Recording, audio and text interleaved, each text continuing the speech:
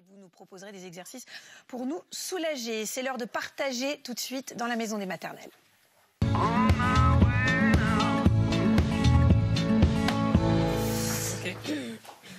Alors l'annonce d'une malformation physique, qu'elle soit découverte pendant la grossesse ou à la naissance, vient évidemment bousculer l'image du bébé parfait que chaque parent a en tête. Une fente labiale que l'on appelait autrefois, jadis, un bec de lièvre, c'était pas très joli, un évus, un pied beau, un angiome. C'est pas si grave a priori, et pourtant, comment accueillir ce bébé différent? Comment le protéger du regard des autres? Que propose-t-on aux parents qui sont souvent désemparés, il faut bien le dire? Pour en parler aujourd'hui, nous sommes avec Cathy. Bonjour Cathy. Bonjour. Vous êtes la maman d'Angelina qui a 9 ans, qui est née avec un évus géant. C'est-à-dire que un évus géant, c'est un grain de beauté qui est très étendu, enfin en tout cas qui est beaucoup plus gros qu'un grain de beauté comme on peut l'imaginer. C'était sur le front. Vous êtes la maman aussi d'Enzo qui a 8 ans et vous êtes enceinte de 7 mois. Vous auriez pu défiler. C'est vrai. Mais il aurait fallu que vous dépêchiez et tout, donc on l'a pas fait. Voilà. Et puis nous avons également sur le plateau Céline Brodard. Bonjour Céline, vous êtes psychologue au Centre de compétences des malformations crânio-maxillo-faciales rares au CHU de Lille. Et donc vous accompagnez, j'imagine, les parents, beaucoup, qui doivent faire face à ce qu'on peut dire est un choc quand même, parce qu'on fantasme tous nos bébés, et donc forcément la naissance, ça compte. Cathy, à quel moment est-ce que vous avez appris, vous, que votre fille, Angelina, avait un évus ? Quelques jours après la naissance. Ça a été assez rapide.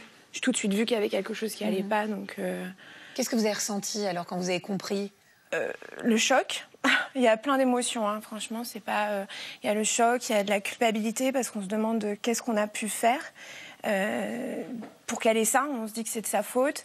Et puis après, le chirurgien m'a dit que c'était juste la faute à pas de chance. Donc là, il y a la colère, l'injustice. Pourquoi j'ai pas un enfant comme les autres? Pourquoi je peux pas accueillir cet enfant comme une maman normale? Donc voilà. Céline Brodard, quel effet ça fait alors aux parents généralement la découverte de ces particularités physiques auxquelles ils ne s'attendent pas?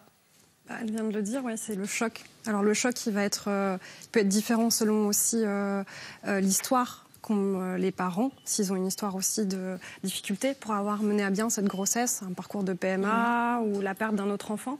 Puis leur parcours personnel, eux-mêmes, sont-ils touchés par cette pathologie ou pas? Donc ça va jouer. Et après, il y a les émotions qui en découlent. Les émotions, c'est pareil, tu l'as dit très bien, hein, il y a la colère, la culpabilité. Souvent, les parents me disent qu'ils n'ont pas réussi à protéger leur enfant, à leur éviter d'avoir ça.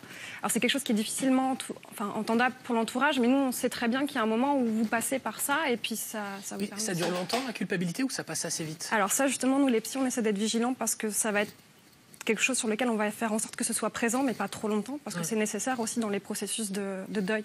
On parle aussi. Alors justement, en parlant de deuil, il y a un vrai deuil à faire, le deuil de l'enfant parfait. Oui. Alors, c'est pareil, le deuil, c'est toujours un peu compliqué de le faire complètement. Les parents disent aussi qu'ils n'ont pas le choix, souvent. Ils sont confrontés à ça, donc ils avancent avec ça. Mais on ne peut jamais faire totalement le deuil. Voilà. Tiens, on a une bonne question que nous envoie Lise, qui vous demande s'il faut prévenir l'entourage avant la naissance ou juste avant la première rencontre avec le bébé, dans ce genre de situation. Alors, c'est toujours bien d'en parler, déjà. Mais c'est pareil, ça demande à ce qu'on puisse avoir digéré, entre guillemets, l'information. En parler, c'est rendre aussi la chose réelle, publique. Et du coup, c'est de pouvoir... Aussi, j'ai des parents qui m'ont dit, qui me posent des questions, savoir s'ils mettent les photos sur le faire-part de naissance, des choses comme ça. Donc oui, mais c'est des questions qui se posent beaucoup. Comment on va présenter notre enfant, l'image de notre enfant, le visage, là, notamment, dont il est question. Cathy, c'est une question que vous êtes posée?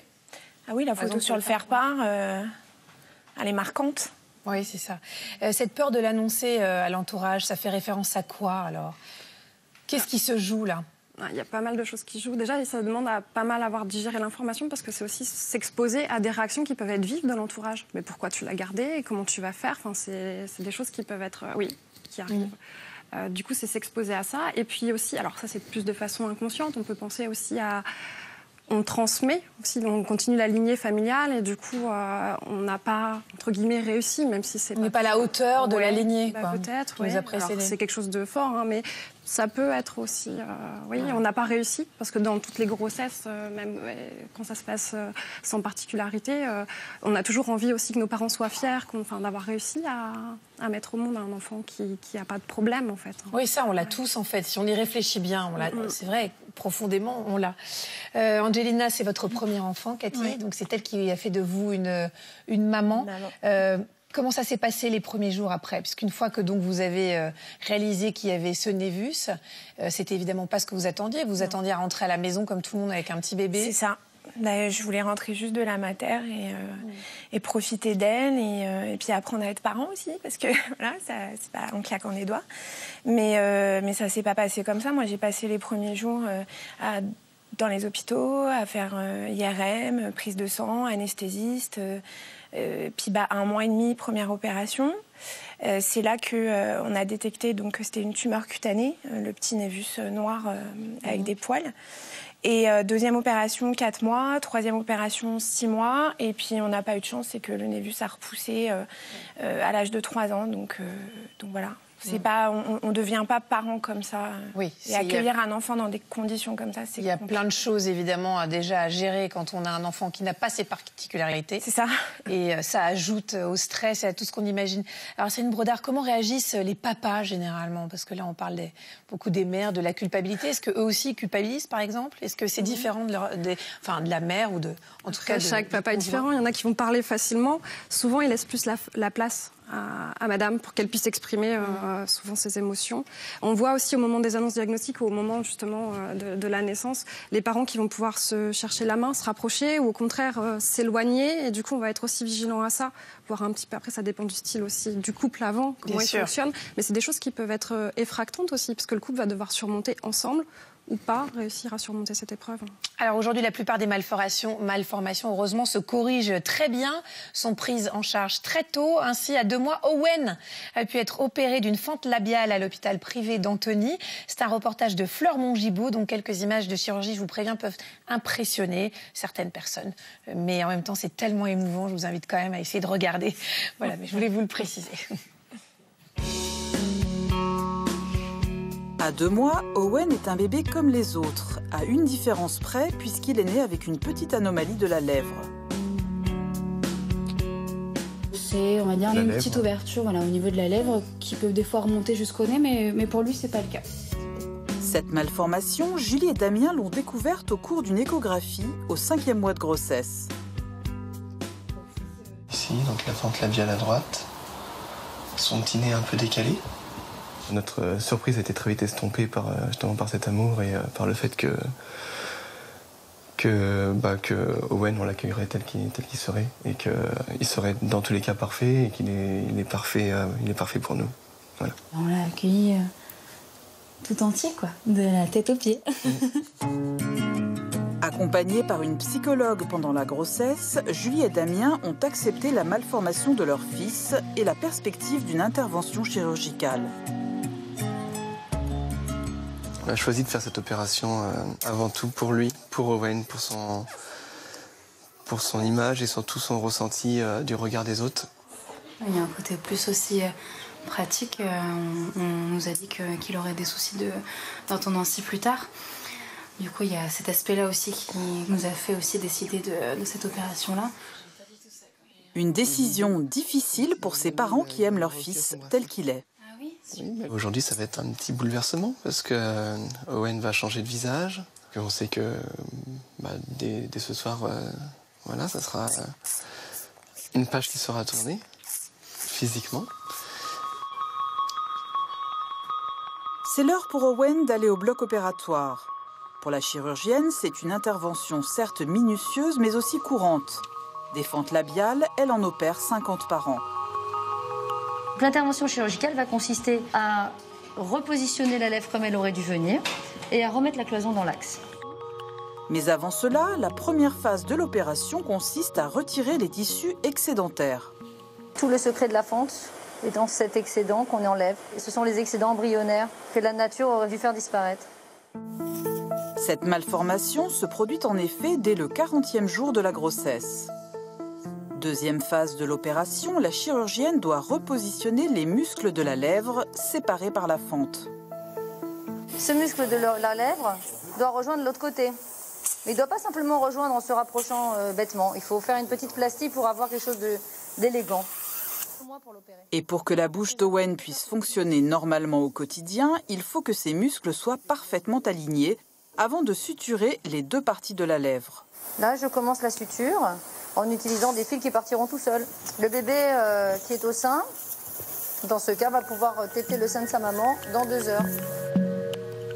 L'intervention aura duré 45 minutes. Owen va pouvoir rejoindre ses parents. Heureux et soulagés de retrouver leur fils, Julie et Damien sont étonnés du résultat. Mais on dirait comme si c'était juste une petite blessure de vélo et qui remonte sur son vélo. Très heureux de le retrouver. Et de le retrouver en très bonne santé. Dès demain, Owen pourra rentrer chez lui avec son nouveau sourire. Je vous l'avais dit que c'était mignon et on a le grand plaisir de recevoir la chirurgienne qui a fait ce travail d'orfèvre sur Owen, le docteur Laurence Benouèche. Docteur, vous êtes une spécialiste de la chirurgie plastique et reconstructrice. C'est vous donc qui avez opéré ce petit bébé qu'on a vu dans le reportage. On a vraiment un résultat qui est spectaculaire. C'est quoi la suite pour ce bébé maintenant alors? Alors pour Owen, le traitement chirurgical est terminé. Nous allons surveiller l'évolution de sa cicatrice pendant les 2 prochaines années. Et ensuite, l'éruption des dents lactéales et des dents définitives. Je prédis qu'il aura une petite dent supplémentaire au niveau de la fente pour les dents de lait. Pour les dents définitives, ça devrait être normal, donc pas de traitement orthodontique. Et comme il n'avait pas de fente palatine, on ne prévoit pas de... C'est quoi la fente palatine? Alors, la fente palatine, c'est la fente à l'intérieur de la bouche, dans le prolongement de la lèvre. Le palais ne se ferme pas. Et ça donne des problèmes de phonation. D'accord. Puisque c'est le muscle qui sert à parler. Ok. Docteur, on a une question, à mon avis, vous allez pouvoir répondre. C'est Sonia qui s'interroge. Certaines malformations peuvent-elles être détectées pendant la grossesse? Si oui, lesquelles et à quel moment de la grossesse? Alors, on peut détecter de nombreuses malformations pendant la grossesse, en particulier, en général, à l'échographie du 5e mois à 22 semaines. Ce sont des malformations morphologiques du visage, le nombre de doigts, des gros viscères comme les reins, par exemple. Certains échographistes sont capables de les voir dès la 13e semaine, mais c'est à 22 semaines qu'on fait le diagnostic la plupart du temps. Ensuite, pour certaines pathologies comme les névus, c'est quand même très compliqué parce qu'il faudra avoir des machines capables de voir des variations d'épaisseur de la peau. Donc ça, c'est complètement impossible. Angiome, c'est pareil, on ne peut pas voir. Angiome aussi, ça ne se voit pas, à moins qu'il soit hyper vascularisé et un petit peu bourgeonnant. À ce moment-là, on voit une différence d'épaisseur, des vaisseaux anormaux. Mais les angiomes plans cutanés, on n'arrive pas à les détecter. Même avec les échographies en 3D, ça... Alors, l'écho 3D, justement, donne une image en volume. Ouais. Donc c'est pour ça qu'on voit les creux, les bosses et les fentes en particulier. Mais malheureusement, l'écho 3D n'est pas encore assez performante pour déceler des différences d'épaisseur de la peau comme on voit dans les névus. Et alors, qu'est-ce qui se passe quand on détecte une malformation au 5e mois? Alors, on envoie les parents vers un échographiste spécialisé dans le type de malformation identifiée, qui recherchera des malformations associées spécifiques de cette malformation. Ensuite, on présente le dossier à un staff anténatal composé de pédiatres, de généticiens, d'échographistes, qui va évaluer le pronostic cérébral et le pronostic vital du bébé, parce que c'est là la question. C'est aussi à ce moment-là qu'on peut demander éventuellement des examens complémentaires comme des IRM. Ça, c'est plutôt 32 semaines pour que l'IRM soit possible pour la femme enceinte, ou une amniosynthèse qui recherche des grosses anomalies génétiques, genre trisomie 13, 18 ou 21, mais qui ne trouve que ce qu'elle recherche. C'est aussi à ce moment que moi, je reçois les parents au diagnostic anténatal, en consultation, pour préparer la naissance, si on choisit d'évoluer dans ce sens. Et donc, je leur montre à ce moment-là, grâce aux images fournies par l'échographiste, donc ces très belles images tridimensionnelles, et les mesures qu'ils me donnent, l'image d'un enfant qui va ressembler au leur juste après la naissance, puis après l'intervention chirurgicale, et enfin à l'âge adulte. Au moins, ils savent à quoi s'attendre. En fait, on les prépare, on les projette dans l'avenir. Ouais. Et ils sortent de la consultation avec une date opératoire pour le bébé. Et ça, c'est fantastique. Et puis l'espoir. Voilà, on est passé à la suite. Alors, Cathy, vivre avec un enfant qui a une particularité comme votre fille, c'est aussi faire face, j'imagine, et pour vous et pour elle, à des réactions dans la rue, par exemple, des gens. Comment est-ce que vous réagissiez, vous? Au début, j'étais très en colère. Vous comprenez? Ah, vraiment, beaucoup. Parce que je me souviens d'une anecdote dans un centre commercial. On était à la caisse et un couple qui regardait Angie dans le berceau. Elle n'était pas encore opérée. Et puis ça chuchote, ça pose des questions. C'est indiscret aussi. Et puis quand elle s'est fait opérer, qu'elle a eu la cicatrice, là, on vous demande qu'est-ce qui s'est passé. On sent le regard un peu accusateur. Mais qu'est-ce que vous avez fait à cet enfant pour que... ça, c'est dur. Ouais, c'est vrai, parce que ça appuie sur ce premier sentiment de culpabilité que vous aviez en plus. Céline Brodard, comment est-ce qu'on réagit face aux moqueries des gens alors? Comment est-ce qu'on protège son enfant et soi-même? Alors c'est vrai que la moquerie, malheureusement, ça fait partie des choses auxquelles on est exposé. Alors après, on peut réagir différemment aussi. On n'est pas censé être toujours de bonne humeur tous les jours. On n'est pas toujours obligé de communiquer non plus sur la pathologie de son enfant. On n'a pas toujours envie de ça à 8h du matin au supermarché. Donc il faut faire aussi comme on le sent et comme on peut le faire. Ou redire, voilà, là j'ai pas forcément envie d'en parler, mais si vous voulez, vous pouvez regarder sur... ou rien dire du tout et dire ce que les gens disent. Ça nous affecte aussi. On peut faire part de ses sentiments et dire qu'on nous blesse aussi. On peut dire aussi ta gueule. C'est un bon truc. Ouais, c'est bien. C'est pas mal. Justement, Céline Brodard, quelle réponse on peut donner à un enfant, même qui n'a pas de particularité, mais en tout cas qui se trouve, dont on dit qu'il n'est pas beau ou pas belle? Comment est-ce qu'on peut le protéger? Qu'est-ce qu'on peut lui dire, quoi? On peut, déjà, s'il nous dit qu'il se sent différent ou pas beau, c'est intéressant de voir avec lui ce qu'il entend par beauté et du coup de pouvoir échanger avec lui là-dessus. Et puis, donc déjà, on creuse, on pose des questions là-dessus. Ça nous permet un peu de philosopher avec son enfant là-dessus. C'est toujours intéressant et ça ouvre des portes. Et après, c'est surtout... Il y a quelque chose que je conseille rarement de ne pas faire des choses, mais c'est de ne pas lui dire « mais si t'es beau, et même si on le trouve beau, mais t'as rien ». Oui, c'est ça, on voilà. peut pas nier. Parce qu'il y a un moment, il se confronte, surtout là, on est vraiment dans des choses qui concernent le visage, où il va se confronter à son image et il va bien voir qu'il n'est pas comme les autres. Donc après, c'est perdre confiance aussi en notre parole d'adulte aussi. Et du coup, c'est de pouvoir donner aussi l'aider et lui donner la force et des armes pour pouvoir affronter ça. Il y a pas mal de techniques qui existent aussi pour pouvoir... Puis lui apprendre à donner... Oui. Elle peut avoir... Moi, je sais qu'elle a confiance en elle, malgré cette différence. Parce qu'il y a plein de choses. T'es différente, mais t'es unique et t'es magnifique. Et il y a plein de potentialités à côté. On peut donner des phrases clés aussi pour se défendre dans la cour de récré. Oui, alors c'est voir avec son enfant. Moi, j'aime bien toujours quand on est dans la co-construction avec son enfant, pas lui calquer des phrases, mais les travailler un peu avec lui. Qu'est-ce qu'il aime pour que ça retransmette aussi, ça retranscrive un peu sa personnalité, son tempérament. Elle a des petites phrases clés? Ta gueule. Ta gueule, elle le maîtrise. En tout cas, si elle nous regarde ce matin. Non, mais en fait, elle a son petit discours, en fait, super bien travaillé, puisqu'elle le répète donc tous les ans à la rentrée. Et elle a vraiment son petit discours travaillé. Elle connaît son histoire. Et vraiment, c'est un petit discours théâtral. On a cette question de Mylène qui nous dit « Mon enfant a un angiome, donc c'est une petite tache de vin sous l'œil. Je redoute l'étape de l'entrée à l'école. Doit-on anticiper en allant, par exemple, en parler au personnel ?» Alors, c'est pareil, c'est toujours un petit peu à double tranchant, mais c'est selon ce dont cette famille a besoin et envie aussi. Après, c'est important, s'ils le sentent, de communiquer là-dessus. Et en même temps, pas résumer, encore une fois, l'enfant à sa différence, quoi. Donc, on peut, si on a peur. Après, l'enfant sera exposé comme les autres aussi aux moqueries. C'est important aussi de ne pas le mettre sous une bulle et qu'il puisse, dans la mesure du raisonnable et du possible, mais comme les autres enfants aussi, faire ses propres expériences. Cathy, là, vous attendez votre 3e enfant. Comment est-ce que vous vivez votre grossesse? Angoissée. Non, mais j'ai les angoisses d'une femme enceinte, mais j'ai peur du moment où on va me le mettre sur moi et qu'il ait un problème. Et alors aujourd'hui, Angelina, elle a 9 ans, elle va comment? Elle va bien. Est-ce qu'elle a dépassé justement ce que vous nous racontiez quand elle avait 3 ans, où elle disait « je suis pas belle » et tout ça?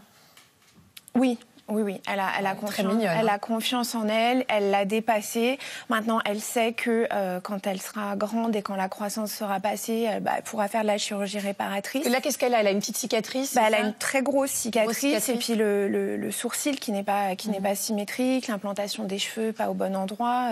Mais je lui ai dit que c'était pas une obligation. C'est si elle le souhaite, parce qu'être différent, c'est pas on peut pas forcément toujours le réparer.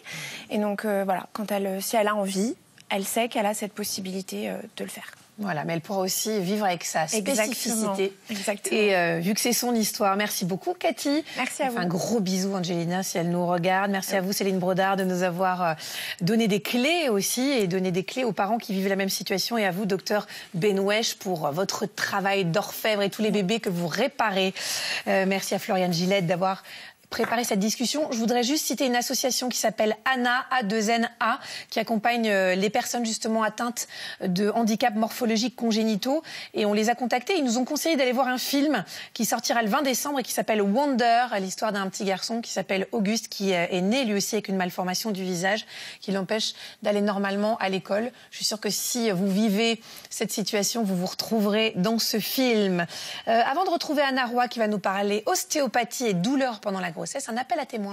Vous avez accouché de 2 enfants à seulement quelques mois d'écart. Vous avez enchaîné, comme on dit. Comment avez-vous vécu ces naissances très rapprochées? Comment avez-vous géré l'arrivée du 2e enfant quand l'aîné marchait à peine?